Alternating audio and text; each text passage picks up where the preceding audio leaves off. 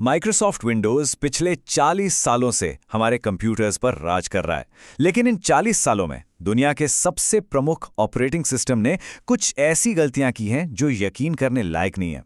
आज हम इन्हीं गलतियों की कहानी में गहराई से उतरेंगे। एक मिनट के लिए सोचिए, क्या हो अगर वो सॉफ्टवेयर जिसे हम सब रोज इस्तेमाल करते हैं उसके कुछ सबसे बड़े अपडेट्स असल में उसे बेहतर बनाने की जगह बदतर बना दे। ये कोई काल्पनिक सवाल नहीं है, बल्कि ये विंडोज़ की हिस्ट्री का एक बहुत बड़ा और सच्चा हिस्सा है।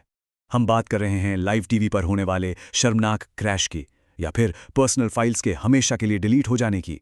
और ये कोई एक दो बार की बात नहीं है, ये एक पैटर्न है, एक ऐसा पैटर्न जो बार बार खुद को दोहराता है। तो चलिए शुरू करते हैं। तो कहानी शुरू होती है माइक्रोसॉफ्ट के उस सपने से जहां वो पर्सनल कंप्यूटिंग की दुनिया पर राज करना चाहते थे। लेकिन शुरुआत, जैसा कहते हैं, बिल्कुल भी आसान नहीं थी। साल था 1985। विंडोज 1.0 लॉन्च हुआ, एप्पल के बेहतरीन मैकिन्टॉश के लगभग 1.5 साल बाद। और इसमें एक बहुत ही अजीब मूलभूत समस्या थी। आप विंडोज को ओवरलैप ही नहीं कर सकते थे। सोचिए, एक प्रोडक्ट का नाम है विंडोज, लेकिन उसकी खिड़कियां एक दूसरे के ऊपर आ ही नहीं सकती। बस स्प्रेडशीट की तरह अगल बगल टाइल हो सकती थीं। ये मैकिन्टॉश के सामने इतना बेकार था कि इंडस्ट्री ने इसका नाम वेपरवेयर रख दिया, मतलब बस हवाई किले। यहां तक कि माइक्रोसॉफ्ट के अंदर के एक एम्प्लॉय ने बाद में स्वीकार किया कि ये इंडस्ट्री में एक मजाक बन गया था। क्रिटिक्स ने इसका मजाक उड़ाया और कस्टमर्स ने तो इसे सीधे सीधे नकार दिया। चलिए अब सीधा चलते हैं साल 1998 में। जगह है शिकागो, इवेंट है कॉमडेक्स, स्टेज सेट है, हवा में एक एक्साइटमेंट है और पूरी टेक इंडस्ट्री एक बड़ी क्रांतिकारी घोषणा का इंतजार कर रही है। और स्टेज पर कौन है? कोई और नहीं, खुद बिल गेट्स। वो विंडोज 98 का सबसे शानदार गेम चेंजिंग फीचर दिखाने वाले हैं, प्लग इन प्ले। आइडिया बहुत सिंपल था। कोई भी डिवाइस प्लग इन करो और विंडोज उसे जादू की तरह ऑटोमेटिकली पहचान लेगा। कोई ड्राइवर नहीं, कोई झंझट नहीं। लेकिन जैसे ही उनके सहयोगी ने एक स्कैनर प्लग इन किया, सिस्टम ने वही किया जो उस जमाने का विंडोज सबसे अच्छे से जानता था। क्रैश हो गया, पूरी स्क्रीन नीली हो गई। हाँ, वही मशहूर ब्लू स्क्रीन ऑफ डेथ। हजारों लोगों के सामने इतनी बड़ी गड़बड़ हुई, पर बिल गेट्स ने एक पल भी नहीं लगाया और मजाक में कहा, शायद इसीलिए हम अभी तक विंडोज 98 शिप नहीं कर रहे हैं। उनकी इस हाजिर जवाबी ने उस पल को टेक हिस्ट्री में हमेशा के लिए अमर कर दिया। अब आते हैं उस दौर पर जब माइक्रोसॉफ्ट ने कुछ ऐसे वर्जन्स रिलीज किए जो अपनी अस्थिरता के लिए इतने बदनाम हुए कि उन्होंने लाखों लोगों का भरोसा तोड़ दिया। साल 2000 में आया विंडोज एमई, जिसे टेक सपोर्ट वालों ने बड़े प्यार से नहीं बल्कि चिढ़कर मिस्टेक एडिशन का नाम दिया था। ये लगातार क्रैश होता था, जरूरी फाइल्स करप्ट कर देता था और किसी भी नए हार्डवेयर के साथ तो इसकी बनती ही नहीं थी। ये इतना खराब था कि माइक्रोसॉफ्ट ने अगले ही साल विंडोज एक्सपी लॉन्च करके इसे चुपचाप इतिहास बना दिया, जैसे ये कभी था ही नहीं। और फिर आया विंडोज विस्टा।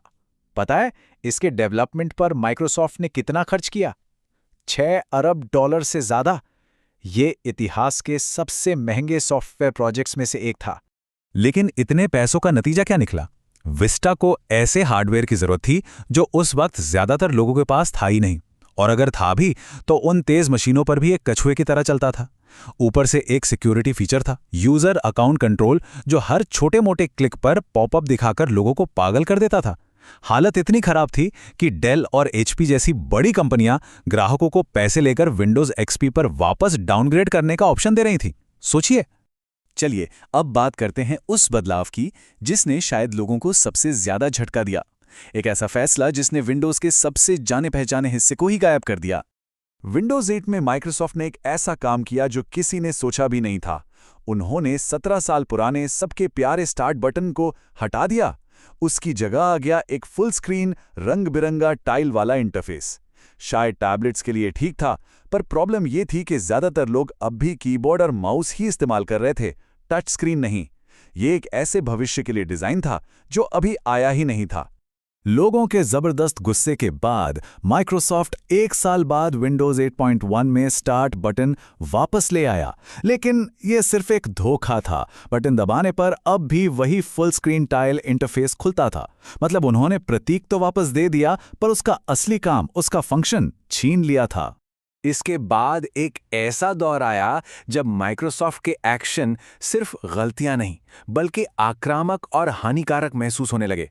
जबरदस्ती के अपग्रेड से लेके लोगों के कीमती डेटा को डिलीट करने तक। 2015 में माइक्रोसॉफ्ट ने विंडोज 10 को एक मुफ्त अपग्रेड के तौर पर पेश किया। सुनने में तो अच्छा लगता है ना, लेकिन इसे लोगों तक पहुंचाने का तरीका बहुत आक्रामक था। एक बैकग्राउंड ऐप चोरी छुपे इंस्टॉल हो जाता था और लोगों को परेशान करता रहता था। और सबसे धोखेबाज चीज, अपग्रेड विंडो को बंद करने वाला एक्स बटन, उसका मतलब नहीं था, उसका मतलब था हाँ अभी अपग्रेड कर दो।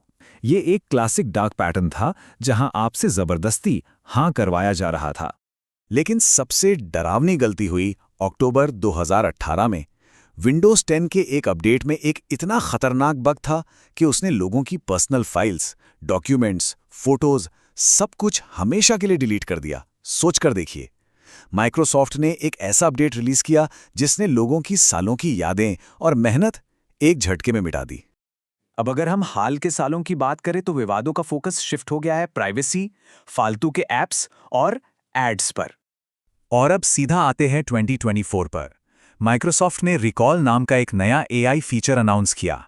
इसका काम सिंपल था, ये हर कुछ सेकंड में स्क्रीन का एक स्क्रीनशॉट लेगा ताकि एक विजुअल टाइमलाइन बन सके जिसमें कंप्यूटर पर किया गया हर काम सर्च किया जा सके। सुरक्षा समुदाय का रिएक्शन फौरन और बहुत सख्त था। एक शोधकर्ता ने तो इसे साफ साफ माइक्रोसॉफ्ट द्वारा ऑपरेटिंग सिस्टम में बनाया गया एक की लॉगर कह दिया। और बाद में पता चला कि ये सारा डेटा एक अनएन्क्रिप्टेड डेटाबेस में स्टोर हो रहा था, जो किसी भी हैकर के लिए एक खुली तिजोरी जैसा था। जब लोगों ने बहुत गुस्सा दिखाया, तब जाकर माइक्रोसॉफ्ट ने इसे सुरक्षित और ऑप्शनल बनाने पर काम शुरू किया। तो जब हम इन सारी घटनाओं को एक साथ जोड़कर देखते हैं तो एक साफ पैटर्न दिखता है। ये सिर्फ अलग अलग गलतियां नहीं हैं। देखिए, यहां सबसे जरूरी बात यह है कि एक पैटर्न है। माइक्रोसॉफ्ट बार बार एक ही तरह की गलतियां करता है। वो फीचर्स हटा देते हैं जो लोगों को पसंद है, ऐसे बदलाव थोपते हैं जो कोई नहीं चाहता, और आज के यूजर्स की जरूरतों को नजरअंदाज करके एक काल्पनिक भविष्य पर फोकस करते हैं। और लगभग हर बार वो अपनी बड़ी गलतियों को तभी सुधारते हैं जब पब्लिक का गुस्सा हद से पार हो जाता है। तो आखिरी और सबसे बड़ा सवाल यह है, इतनी सारी और इतनी बड़ी गलतियों के बाद भी विंडोज आज भी दुनिया पर राज क्यों करता है? शायद इसका जवाब उसकी टेक्नोलॉजी में नहीं बल्कि उसके विशाल इकोसिस्टम में है, जो हमें कहीं और जाने ही नहीं देता। विंडोज इसलिए नहीं जीतता क्योंकि वो परफेक्ट है, वो इसलिए जीतता है क्योंकि वो अपनी ही गलतियों से बार बार बच निकलना जानता है। सवाल यह है कि क्या ये हमेशा बच पाएगा?